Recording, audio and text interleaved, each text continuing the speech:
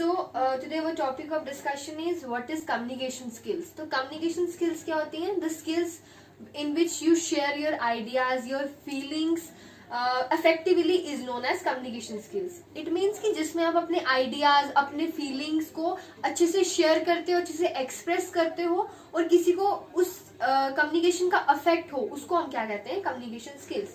So there are 4 types of communication skills.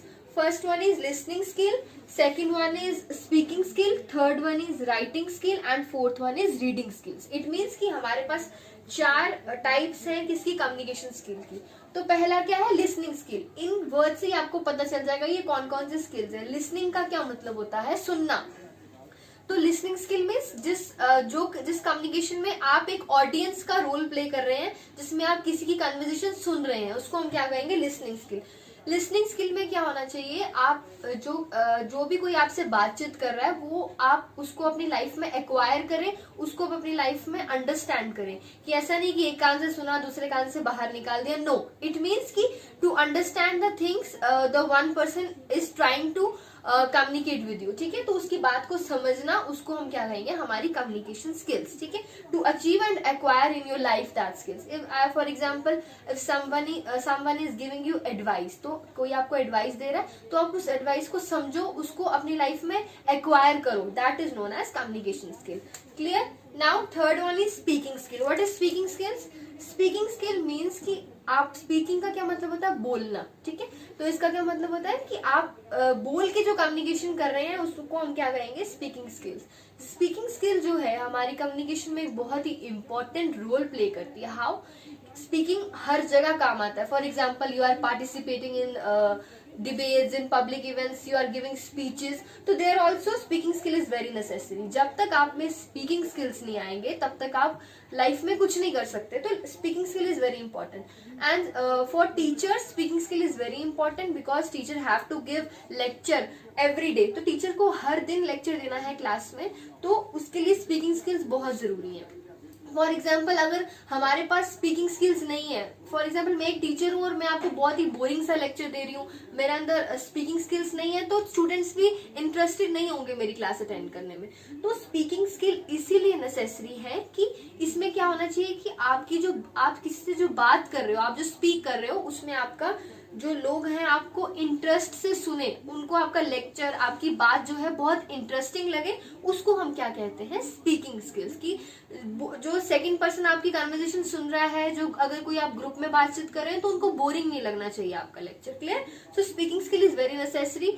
और ये कैसे आएंगी? आपको क्या करना है? जैसे for example you are participating in a debate, in a speech competition और you are giving an presentation, तो उसमें स्पीकिंग स्किल बहुत नेसेसरी है.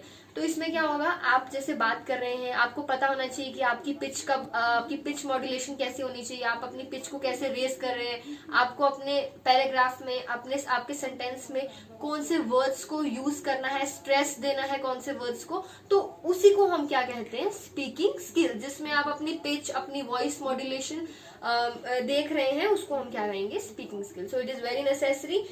For example I am giving you one example of mine. I am saying my name is Sonali Basin and I am a very bold girl.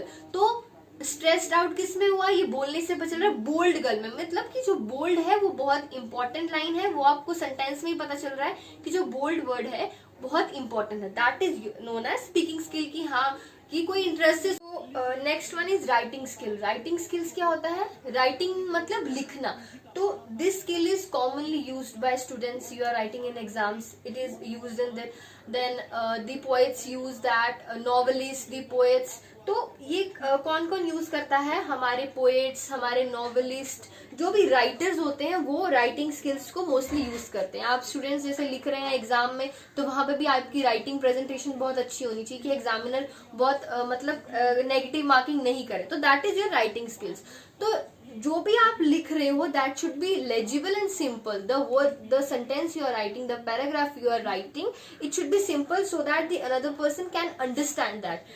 So the word should be जिसके वो word जिसके दो meaning हो, ठीक है, तो उसको हम क्या कहेंगे, एम्बिगियस। ऐसा वर्ड जिसके हमारे पास इंग्लिश में बहुत सारे ऐसे वर्ड्स होते हैं जिसकी स्पेलिंग सेम है, जिसकी प्रोनाउंसिएशन सेम है, बट उनके मीनिंग्स डिफरेंट है, तो वो वर्ड्स हमारी राइटिंग स्किल में नहीं यूज होने चाहिए, क्योंकि क्या पता आप कौन सा वर्ड किसी को बताना चाह रहे हैं और वो कोई और मतलब समझे, दैट इज एम्बिगियस। तो ambiguous word should B not allowed in writing skills, ठीक है। तो word should be legible and simple so that one can understand what you have written, that is your writing skill, clear। now fourth one is reading skill। reading skills क्या होता है कि interpretation, जो भी आप पढ़ रहे हैं उसको समझिए, लेकिन आप में रीडिंग मतलब रीड आउट करना, जैसे आप बुक्स रीड करते हैं, आप नॉवेल्स रीड करते हैं, आर्टिकल्स रीड करते हैं न्यूज़पेपर में, that is your reading skills. और रीडिंग स्किल कैसे आएंगे आप में, आप रेगुलरली आर्टिकल्स पढ़िए, आप रेगुलरली न्यूज़पेपर्स रीड कीजिए, बुक्स रीड कीजिए। हमारे पास ऐसे राइटिंग की बुक्स होती हैं,